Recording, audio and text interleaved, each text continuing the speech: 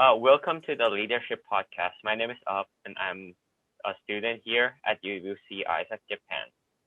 And today we are interviewing Lydia, who is D12, to find out more about them and what motivates them to help our community.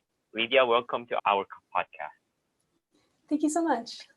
And first question, you do a lot of activities and help the school in many ways.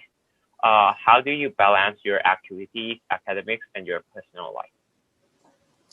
I think it's about recognizing what's important to you. I think if something is important enough to you, then you can make time for it. And so, before taking something on, I really make sure that it's something I want to do. And I kind of evaluate everything that I have going on, and then I find a way to fit it into my schedule. So yeah, it's really just about finding your priorities and that kind of stuff.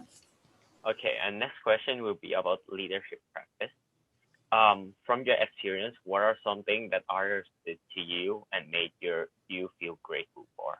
I think at ISAK especially, we're really good at believing in each other and trusting each other when someone takes on a leadership role.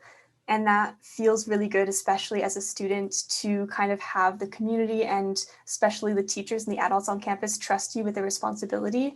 So I started the yearbook club last year, and that's at least in my old school, that was a fairly big part of the school, and it was a kind of important club.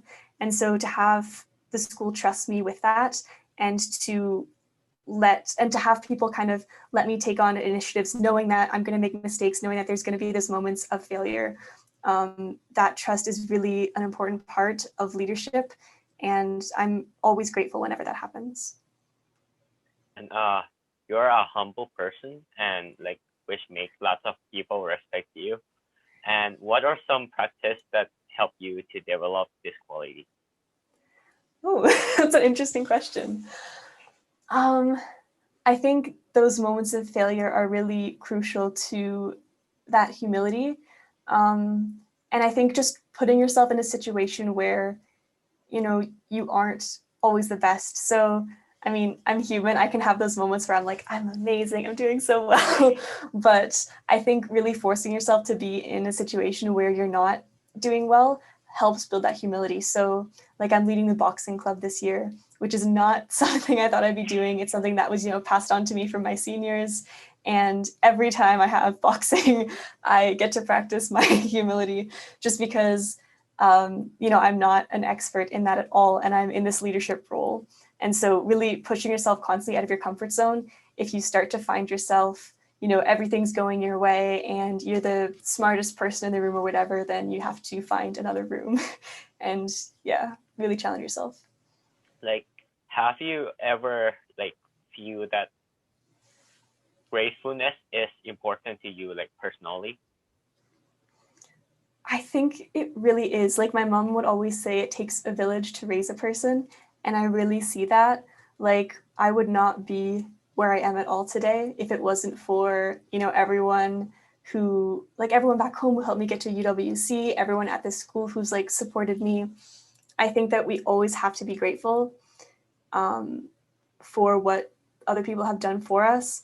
I think a lot of what I do is in a way to pay back for what's been given to me. And if you keep looking at your projects like that, you get these opportunities, especially, being at a UWC, you get all of these wonderful opportunities that so many people fight for to get a spot at the school. And then you come here and you get all of this. And a way to give back for all that, a way to show your gratefulness is to contribute to your community or to be, an active member of the school. And so I think that gratefulness plays a huge part in leadership and just in being involved in general. I want to know that for many of us, it's hard to identify what is need. So do you have any specific practice that we can do to practice how to identify the need? I think that part of it is recognizing that a lot of times things that you're going through are things that a lot of people are going through, especially during COVID and quarantine, and when we're all facing really similar problems.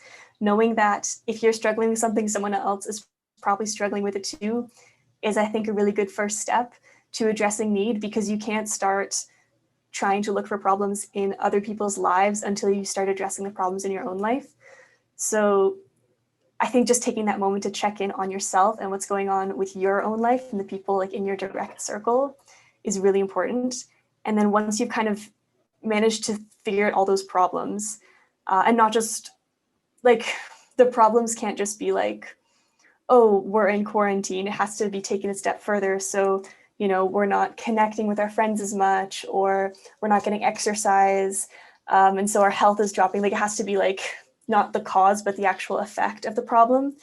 Because we can't stop the fact that we're in quarantine, but maybe there's another way to address the health or the exercise or the connectivity. So it's finding those like soft needs, I guess, that we can actually address. And then it's just about, you know, being creative and being persistent, because I think so many of us know what we need, but it's hard to take that step between like, oh, I need to talk to, like, I want to feel connected to my friends, and then figuring out how to do that. So yeah, really just think outside the box and be creative. And then once you have an idea, like, work on it. Like, don't just shut it down and be like, oh no, but that wouldn't work and it's stupid. Just go for it. And if it fails, it fails. But if not, then you've addressed a need. So I want to thank to Lydia for being on the show. I appreciate it, and our audience for listening. Please don't forget to share this, and see you later.